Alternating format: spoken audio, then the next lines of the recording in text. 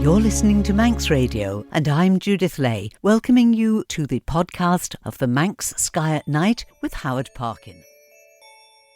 Twinkle, twinkle, little star, how I wonder what you are. We choose to go to the moon. We choose to go to the moon in this decade and do the other things, not because they are easy, but because they are hard.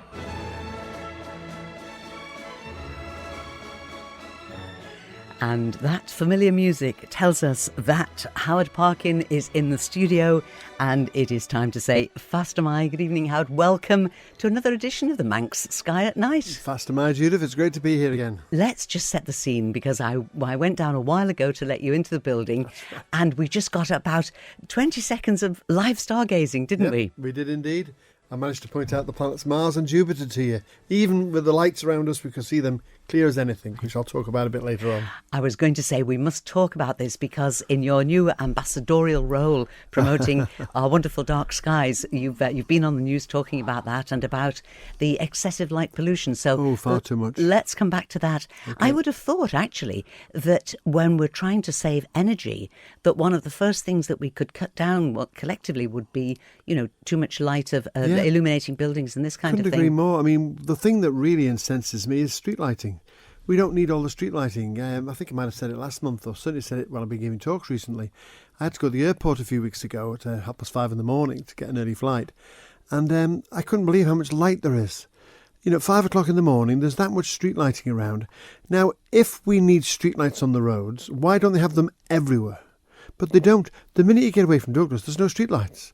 You get the top of Richmond Hill, there's no streetlights hardly. There's one or two. Actually, one of the worst examples of street lighting in the Isle of Man is on the straight past the Saturn Motel there. I'm going to show my age now, the Saturn Motel. They've got these globe lights, which of course light up the sky as much as they light up the road. Absolutely ridiculous. But as you say, we astronomers are not against lighting. We're against inappropriate or wasted lighting, and there's just far too much of it. If we chopped out every other streetlight or even every third streetlight, we'd save a fortune, and we'd save creating all this electricity, which of course is something we've got problems with this year because of the energy crisis. Well, I think we have to be careful, because as somebody who lives in an area where there isn't light everywhere, I think we've got to balance with street lighting. I think what we've got to do is balance safety and pedestrian safety and this kind of thing with the amount of light and where we put it. But I think I think I see a lot of decorative lighting is how I would describe it, that we could perhaps. Well, my argument, we could have a discussion on this alone. You don't need street lighting anywhere between midnight and 5 a.m. The amount of people who are out that time of night, I mean, fair enough at Christmas time and things like that, when people do go partying and things like that, but don't keep them on all the time on the basis that it's purely for safety, because it isn't. And when it comes to crime, it's a known fact that crime lights actually encourage crime, not deter it. This is a very big subject for the Manx Sky at Night. It is a bit. Perhaps we better move on to something more interesting. But we do need to talk about your role as this ambassador for the dark skies, because that is really, it's interesting because it's taking the Isle of Man onto a bigger stage. It is indeed, and I'm hoping to get more and more involved in this and get into various discussions with different people, because I feel passionate, not just as an astronomer, but I just feel that we're wasting energy and we can do far more than we're doing. And now we've got the added problem that the new LED lights we're using everywhere, which everyone thinks are wonderful because they're cheaper to use, and that, yes, they're all downlighting, they're bad for the environment because it's all blue light, and intense blue light at that range of the electromagnetic spectrum is the wrong sort of lighting. It needs to be red, it needs to be softer lighting. So the lights are wrong. So that's only come out in a survey recently, not from me, but from a detailed survey published in the United States in September of this year. I think, being very, very serious about this, Howard, I think you've got a big job to do. This is not a decorative role. No, it's not. The ambassador. It is really, and it's a timely role. It is very timely with the situation we've got at the moment, and it's an awareness of it. That's what I'm trying to do at the moment. I'm giving talks. So anyone invites me to give them a talk, I would give them a talk on the dark skies of Man, it's called. And I don't just talk about astronomy, I talk about the effect on wildlife and the effect on nature and all this sort of stuff. Yeah. And it's making people aware of it, and then hopefully that will lead to a public response maybe that when we're talking about putting in new streetlights or whatever we're going to do, that we're a bit more mindful of the effect they have on the environment.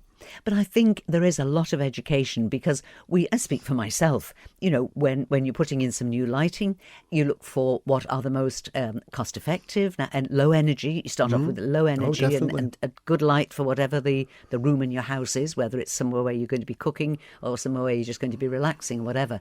But we need to see the bigger picture, and a lot of it is information. And as you just touched briefly there on how it affects wildlife. Oh, yeah. What effect? There's examples I could give.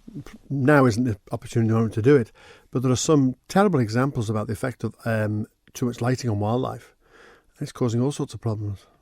Yeah, I want one of the first things, and again, we've got lots of other things to talk about tonight, but I would have thought that it would be quite easy to disorientate, particularly nocturnal animals and this kind of thing. That would be... The classic one, which I'll just mention very briefly, is sea turtles. Sea turtles who are on beaches. Yes. And they are attracted to the sea by the light of the moon and the stars on the sea. And of course, the street lights and the lights of the hotels and all the places in the Caribbean in particular where this is a problem, attract them the wrong direction, and they get run over, killed, drowned or whatever. Not drowned because it doesn't matter. But there's horrific pictures of squashed sea turtles everywhere because these lights on these beaches are just far too intense and they distract the turtles. And that's just one example. And we need to be aware of this before something like the sea turtle become an endangered species. Exactly. Through something like that. Yeah. Big job for you, Howard. We haven't got too many sea turtles in the Isle of Man, though. No, but it indicates the complexity of it. Yeah, it does. And presumably you are now part of a team around the world Yeah. who've all got their own individual problems. Well, that's it. That's what the advocacy network is all about. And that's why I was asked to do it, because they knew I lived in the Isle of Man. They hadn't got anyone in the Isle of Man. I think there's only 3 or 4 people in the British Isles at the moment. Really? But the intention is to, obviously, we talk together on the internet and via video phones and all the rest. Yeah. And we each learn each other's problems and how we can help each other. Which, again, sharing knowledge and expertise is the way forward. Right. Let's begin with a question, shall we? You'll go on. And this is from our friends Sue and John Parton, who are in Kings Winford in the West Midlands. I'm just hi there, how are you? You that. I'm just giving you that so you can... This is where we're going for this one. Further afield, eh? And, slightly further afield. And John is the scribe tonight, and he says, could you ask Howard, please, where the bright planet in the south through September has moved to now? It seems to have disappeared in the southern sky. Now, No. Part of what? You're looking. That's one we saw earlier, Judith. We went outside before, and what you will have seen is the planet Jupiter. And of course, as the Earth moves on its axis, spinning on its axis, of course, every 24 hours, but it's also moving around the sun, and Jupiter's moving as well. So what's happened is Jupiter has now moved towards the southern sky and towards the southwestern sky. And you might have noticed, I mean, if you go out tonight, even with all the street lights and all we're just talking about street lighting, all the lights around Manx Radio, I could point out clearly the brilliant planet Jupiter, and not far from it on the western horizon, just above the eastern horizon, Sun Lake District over that way, it was the brilliant planet Mars. And Mars and Jupiter are dominating the sky because there's nothing particularly bright in these areas of the sky at the moment. And just to add into that, we've also got Saturn, which is in the sky low in the west. Now, that is right at the west. So you've got Saturn, you've got Jupiter, and you've got Mars, all in the sky at once at the moment. To be joined in November, late November and early December, with Venus, which is currently gone round the back of the sun. And when that rises in the evening sky in the west, you'll know about it, because Venus is very, very bright and unmistakable. And that'll be around mid-December onwards. And Venus, as I recall from last year, stays around for a while. About 4 or 5 months, and then it'll go around the inside of the Earth and the Sun, and it'll re-emerge in the morning sky. Because of the mechanics and the geometry of the solar system, it's a morning star longer than it is an evening star. But we're looking forward to seeing it over Christmas. And I know I'm going to be inundated with questions saying, is that the start of Bethlehem? And it might have been, but that's a tale for another day. A tale for another day. Right, OK, so let's concern ourselves with the Manx sky in the weeks ahead. What are the high points? What are the most, given the right conditions? And I have to say that an hour or so ago when we were outside, just briefly, it was beautifully clear. Lovely clear night. After the weather we've had today, it's been a beautiful evening now. Yeah, and And mild. Of course, this is what's very much in your favour with these high temperatures, double figures. Yeah, absolutely. We've not got the cold nights, which we like the cold nights because it usually makes the sky clearer. But hey, I'll take anything if the sky's clear. I've already mentioned we've got the planets Mars, Jupiter and Saturn visible at the moment. And what's interesting to compare with those three is the brightness. Astronomers use a scale called magnitude, which is an old-fashioned term invented by a chap called William Herschel. No, John Herschel, who's William's son. And he ranked all the stars by order of importance or magnitude. But then they realised they had to use minus quantities. And Jupiter is currently at minus 2.7. For comparison, Saturn much fainter at just plus 0.7. But Mars is going to get brighter and brighter as we go through the next few weeks, from minus 1.2 to minus 1.8. Now those figures won't mean anything to anyone, but they're a logarithmic scale. So a minor change in brightness is a huge difference in visual brightness that we would see, which is why I could point them out so clearly to you tonight. When you came to let me in, we could see them very, very easily. And those three, as I say, they're dominating the sky at the moment. Saturn not so much, as it's getting lower in the west. It's starting to disappear. But Jupiter and Mars will be around for a long time. Mars will actually be at opposition, which is exactly opposite the Sun in the sky, on December the 8th. So we'll probably talk about that next month. But it's going to be really exciting when we get to December, mid-December onwards, because we're going to have 4 of the big naked eye planets all visible at once. And that will be quite spectacular. They will literally be in a line chasing across the sky. You'll have Venus at the bottom with Saturn a little bit up, then Jupiter, then Mars. And that's the path that the Moon and the Sun and the planets all travel along. It's called the ecliptic. And that's the path you'll see everything. That's where we saw the eclipse. We saw an eclipse on Tuesday morning, and that was because the Moon went in front of the Sun. So these lines we draw in the sky, sometimes people think, what's he talking about? But you do get to realise that this path across the sky, the pathway of the planets, is fascinating. And it religiously go across the sky, and you can predict the positions for years. I'm in the process of putting together the 2023 Night Sky Guide, which we'll be talking about probably in December. And that'll be available then for listeners. And it's just fascinating realising how this time next year the whole sky will be totally different. Having said that, Jupiter and Saturn will still be there because they're roughly in the same position for about, a number of years. They stay roughly in the same position but slowly draw apart. But poor Mars won't be visible at all this time next year. Mars will be around the other side of the Sun. And so we won't see Mars next year, but make the best of it this year. And it's so red, it's so brilliantly red when you look at it. It's quite unmistakable. But whilst we might not be able to see Mars, we'll be talking about it a lot. There's an awful lot going on around Mars, isn't there? There's just been an announcement today. I know we do the space stories later, but they've got this spacecraft on Mars called InSight. It's got a seismometer on board, and they've just detected an earthquake. Not an earthquake, a meteor hitting Mars. And they've managed to photograph it before and after. Not the actual hitting of it, but another spacecraft knew where this was from the work of the InSight lander and was able to photograph this bit of Martian desert, if you like. And all of a sudden there's a big hole there, a big crater. And they're saying they're so fortunate to get it because this little probe InSight is dying, sadly. It's been on Mars for a few years now, and the solar panels are getting covered with the dust from Mars, and they're reducing the amount of electricity they can generate. And unless there's a wind, which can happen and blow the solar panels clear, or at least partially clear, eventually it's going to pack up. And they've managed to get this recording literally weeks before it probably packs up. So that's very fortuitous, and just one of the many stories that keeps coming out of Mars at the moment. Well, in actual fact, I did spot that story myself, and it's whenever I read something like that, it's just the idea that they can see what is going on. Yeah. All this in another world away. Miles away, yeah. Yes, yeah. It's incredible. I know that what we're really doing here is talking about what's coming in the next weeks, and there's lots of other interesting things for us to talk about. But just looking back over these last weeks, since you were last in the studio, anything particularly exciting that you've seen in the sky over the last couple of weeks? Well, the most exciting thing had to be last Tuesday, the partial solar eclipse. We had an eclipse breakfast down at the Sound, and for those who know, I've been doing the eclipse breakfast at the Sound every time there's a partial eclipse, and it just happens to have been the last 3 have all been sort of 10 o'clock in the morning, so it was perfect to arrange to have an eclipse breakfast, have a chat and then look at it. The last 2 in last year and 2 years before that were all cloudy, but this one on Tuesday was brilliant. We got to see it. Everyone had solar glasses, which we provided for them, which I managed to get. I had a solar telescope from the Astronomical Society, which I was using. And so we all looked at the sun through the telescope. And there were some big prominences on the sun, which I said to somebody, you can see what looks like a flame. It's not a flame, it's just plasma being erupted from the solar surface. And when I said to them that flame is probably about 4 times the diameter of our Earth, it sort of brings people into perspective, makes them realise the power and the majesty that is the sun.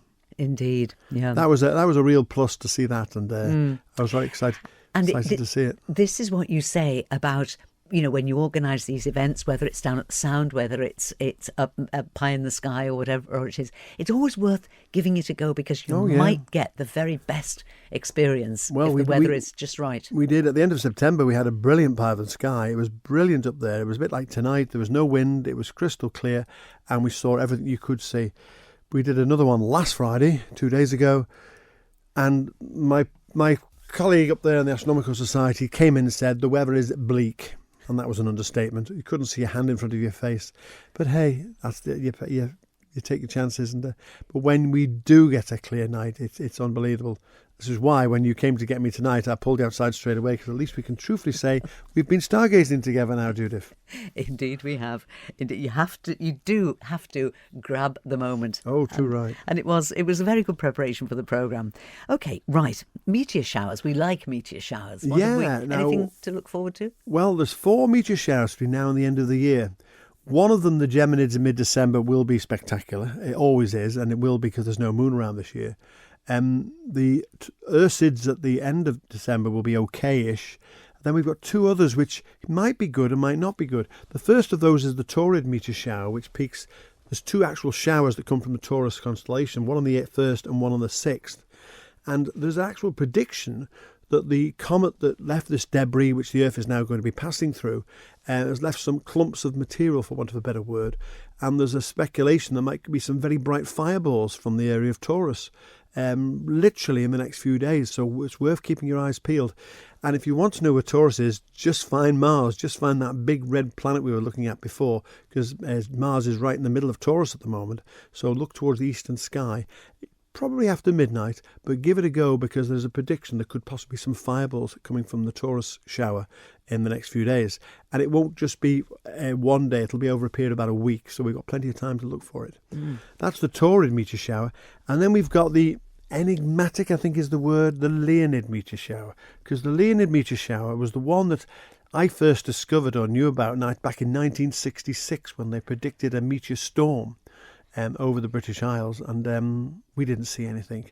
My dad took me up to this big field in Liverpool I used to live, Holt's Field, if you know it, Judith, and we saw 3 faint meteors, and that was all we saw. I learnt the very next day that the meteor storm did occur, and it occurred over Arizona in the United States, and I've been speaking to people consequently who've seen that shower and remember it vividly because it was so dramatic. And there's always the possibility that the Leonids might be spectacular. It's unlikely, but you never know, so you've got to keep looking. You never know. This is a really stupid question, but I'm going to ask it. Go on. A fireball is the stuff of, to me, sort of comic stories, and here comes a fireball. But what will it look like? Will it literally be something with flames? No, it'll be a very bright meteor. We have meteors which literally are flashes of light, literally a star shooting across the sky is what a meteor is. A fireball is one we have a noted nucleus, and that streaks across the sky, and usually there's quite a big trail, because what you're looking at, a normal meteor is probably the size of a small stone or a piece of sand even. A fireball is made up of a much bigger clump, like a grapefruit size or an orange sized piece of material. Then we get bolides, and bolides are even bigger. They are the ones that really are impressive, and you only see them very rarely. And again, you see, we're talking about Mars. This all links together. We don't plan this show, do we, listeners? We do, really. Because we don't plan. We plan the show, Howard. What we don't plan is the sky. Is the sky. We don't know what's going to happen. But we talked about Mars, and Mars had this meteor hit Mars' surface the other day. And it's fascinating to learn about that.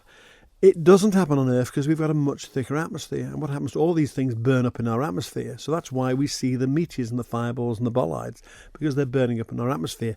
Occasionally some get through, and we had that meteor in 2015 at Chelyabinsk in Russia.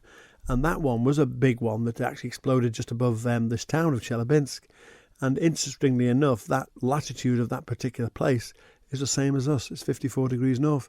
So if the Earth had been turned a fraction more, it might have been over our skies in the Isle of Man. The fact of the matter is, Howard, isn't that we only see a minute Oh, of course we do. snapshot of what's going on. And there's this just massive activity. And this is the picture that you paint for us. Yeah. This massive activity that's going on. Would you like to collect a bit of meteorite? Would you like a piece of meteorite? It's dead easy to get to it. Is there a there's no catch to catch. this? All you've got to do is get a magnet. Now, this is one you can try at home. Go on. Get a magnet, Yes. and hopefully you've got a low roof with a gutter on. Yes. Just pass your magnet through the debris in the gutters. Yes. And anything that sticks to it as it's magnetic will 99.9% certain be a meteoric fragment. Because most of the meteors that impact the Earth's atmosphere are iron. There's stony meteors and there's iron meteors, but the iron ones, of course, are magnetic.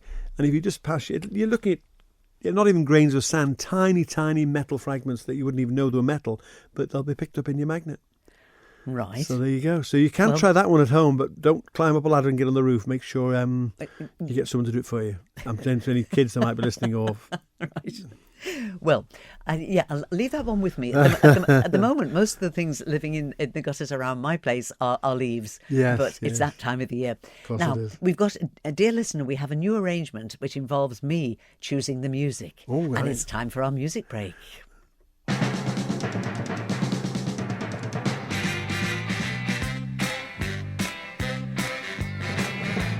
I have to tell you that Howard is looking puzzled. He can't get the connection to the sky. He will in a minute, though. It's Shawaddy Waddy. Let's go for a little walk under the moon of love. Let's sit down and talk under the moon of love. I wanna tell you that I love you, and I want you to be my girl, little darling. Let's walk, let's talk under the moon of love. You were looking so lovely. Under the moon of love, your eyes shining so brightly. Under the moon of love, I wanna go all the time, and I'll be my love tonight, little darling. Let's walk, let's talk under the moon of love. I wanna talk sweet talk and whisper things in your ear. I'm gonna tell you lots of things I know you've been longing to hear. Come on, little darling, take my hand. Let's go for a little walk under the moon of love. Let's sit down and talk under the moon of love. I wanna tell you that I love you, and I want you to be my girl, little darling. Let's walk, let's talk under the moon of love.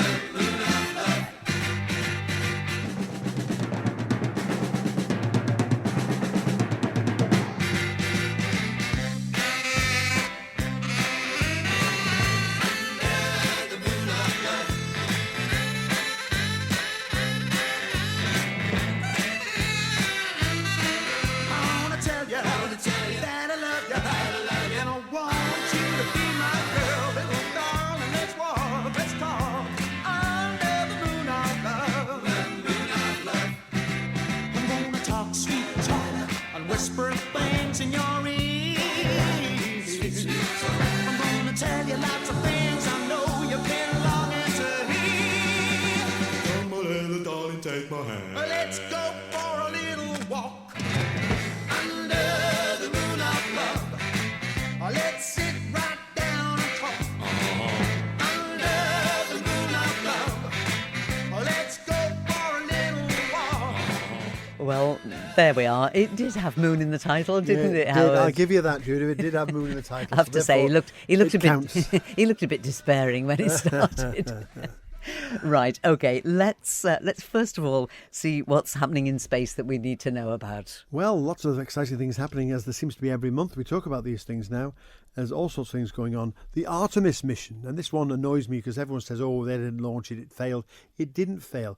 They wheeled it back into the vehicle assembly building because of the Storm Ian, if you recall. Anyway, it's now been announced that they're going to roll it back out to the pad on the 4th of November, next Friday, and it's going to be launched a week on the 14th, whatever that is, a week on Monday, I think it is. So that's something to look out for. And if it doesn't go then, there's a few opportunities between now and Christmas, or indeed after that. So it will be quite exciting. When it does go, we'll know about it because it'll be quite spectacular.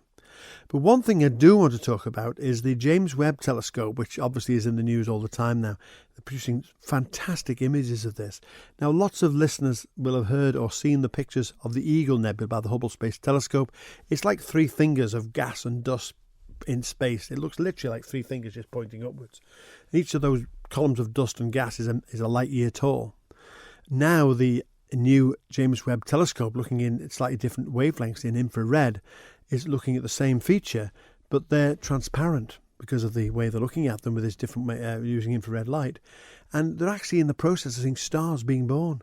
They're actually seeing the birth of stars taking place within these clouds, which are about 16,000 light years away. And it's just incredible to have the iconic Hubble picture now looked at by James Webb, and it's finding out so much more information. It's just a fraction of the work that James Webb is doing, and it really is paying dividends already, and I can't wait to see more and more images coming from it. There's a lovely little film you can find. If you go on YouTube, you can find a little film about this, comparing the images from James Webb and Hubble, and it's fascinating. Recommend it to anybody. You know, that is the thing, that so much of this is so well documented and beautiful photography. Oh, absolutely. And that anything that you mention that anybody thinks, I'd like to know some more about that, it is so easy to do. If you have access to the internet, you can put in the slightest thing that you'll search for will get you on the right trail for it. Yeah, what I have found with NASA stuff, though, is go to nasa.gov website or email address, website, and then select the mission, like Hubble or James Webb or whatever. If you go onto these other websites, they send you in all sorts of directions. They don't quite always give you what you want. So go to the source, go to where it's being provided for by the NASA people. It's also the European Space Agency do it as well. In fact, this particular film I'm talking about is a European Space Agency film. But it's just breathtaking, really is. And so much of it. It's not like once a year we'll get an announcement. It's just the stories are coming and coming. They keep rolling them out. Yeah, I suppose that it's a great way of keeping people engaged with it. Oh, very much so. And I think the Hubble in particular did an awful lot for promoting astronomy as a subject. And now the James Webb has taken over the mantle of doing that as well. And now we learn that there's a possibility they might do a service mission to the James Webb. It's being discussed, or a possibility of it. We may extend the life of that, and the two will work in tandem for some years to come. So that'd be fantastic. That would be brilliant.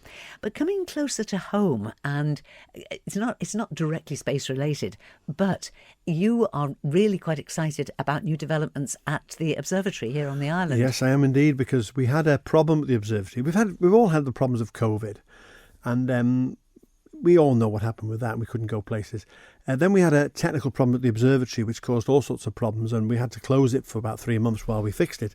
But now we fixed it, and now what we're doing now is we're going to start promoting the observatory and promoting membership of the Astronomical Society to the general public in the Isle of Man. We'd love to see people coming along to join us. And we've invited a gentleman over by the name of Professor Brad Gibson, and he's from Hull University. He's the head of astrophysics and the head of physics and astrophysics, and he's a fantastic bloke, and he really does an amusing but very intellectual, sort of interesting talk.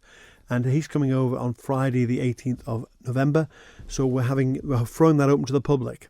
We've advertised it, or we're going to advertise it from the 1st of November on Eventbrite. So go to eventbrite.co.uk, look for 10 Wonders of the Universe or Isle of Man Astronomical Society. Just search for it, you'll find it. And tickets are £15 because we've got a cost to incur for that. And we're hoping to get a lot of people up there. There'll be a chance to have a look at the observatory, a chance to have a cup of tea and listen to one of the world leaders in astrophysics who we're delighted is joining us. And we're looking forward to hearing his talk very much indeed. And as I say, anyone's more than welcome. It's not open to members only, it's open to the general public. We've got to charge a ticket price, as I've already said, and tickets are going live after, I think it's midnight on the 1st of November. That was the logical time to do it. And there's about 45 tickets available. But don't despair if you don't get one of those, because we're going to have another open night on the 6th of January, but that will not be advertised yet. We will not be putting that live until probably beginning of December. So just watch the website. And if people are interested, we're going to do one at the beginning of January, hopefully one at the beginning of February, and then possibly March and April as well. if you want to keep up to date with watching with what is being offered at the observatory, what's the best way to do it? I mean, suppose somebody says, well, I can't come in January, but I'd love to know when the date is in February. Look on our website, iomastronomy.org, iomastronomy.org. iomastronomy.org. That's our website address. Have you got a Facebook presence? Are you there? Yes, we have got an Alaman Astronomy System. We've got two. We've got a members-only one, and we've also got a public one as well. And so the public one would be... I think they're both IOM Astronomy. Yeah. One's IOM Astronomy members-only, one's IOM Astronomy. Yeah, so that's facebook.com/IOM Astronomy. Yeah. And because a lot of people like to keep up to date on Facebook and see what's going on. And if you've got a regular programme of events, then I'm assuming that you're wanting to kind of build partnerships with people. Indeed, so we do. It becomes something that people are more engaged with, which... there has been, I'm probably wrong in this, but there has been a bit of a perception that it's a members-only club. That's certainly how I wondered. I mean, yes, we want people to join, but what we've always said is if people want to know what we do, come along to one of our meetings. We meet on the first Thursday of every single month, regardless, TT or whatever. And we say to anybody who wants to come along, there's a nominal fee of £4 to join. Just to come for that night. See if you like what we're doing, have a chat with us, see what the programmes are, see what we're doing. And don't come again if you don't like it, fair enough. But if you do like it, we'd obviously like you to join, and hopefully we'll be able to let you look through the telescope at the various features in the night sky, the nebulas, the clusters, the planets, and all the rest of the stuff, because you see so much more with the telescope. Yes, we've got to have clear weather, but we've got a very comfortable club room up there. It's very comfortable. It's warm. It's centrally heated. The only problem is getting out of the nice warm room back to your car if it's a horrible night. But that's the price you pay for having an observatory on top of a hill. But that's the same for any observatory. Well, it's kind of where the observatory has to be. Of course. But certainly to have that opened up more and offering a lot more to the public has got to be just another enhancement. It's got to be. And I welcome it, and I hope that we get the necessary response to build on that, and we can attract people from all walks of life to learn more about the wonders of the night sky. We have been absolutely and totally beaten by the clock. We're a minute over, in actual fact. Dear. But so much interesting stuff to talk about. Howard Parkin, thank you very much indeed for joining us in the studio. And Howard, we wish you well, for you and all your colleagues up at the observatory. And we look forward to welcoming you back in the studio on the final Sunday of the month of November. I look forward to it, Judith. Good night, Faster Mai.